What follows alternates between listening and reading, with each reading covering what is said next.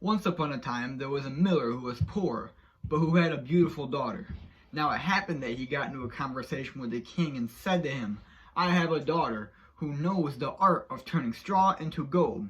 So the king immediately sent for the miller's daughter and ordered her to turn a whole room full of straw into gold in one night.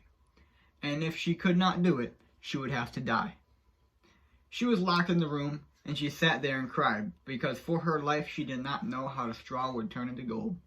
Then suddenly a little man appeared before her and said, "What will you give me if I turn all this into gold?" She took off her necklace and gave it to the little man, and he did what he had promised. The next morning the king found the room filled with gold, and his heart became even more greedy. He put the miller's daughter into an even larger room, filled with straw, and told her to turn it into gold. And the little man came again. She gave the ring from her hand, and he turned it all into gold. The third night, the king had her locked in a third room, which was even larger than the first two, and entirely filled with straw. And he said, "If you succeed this time, I'll make you my wife." Then came the little man, and he said, "I'll do it again, but you must promise me the first child that you have with the king." In her distress, she made the promise.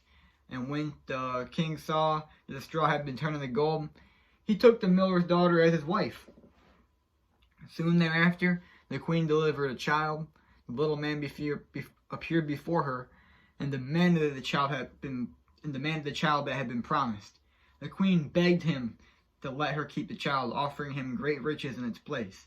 Finally, he said, "I'll be back to get the child in 3 days, but if you know my name before then, you can keep the child."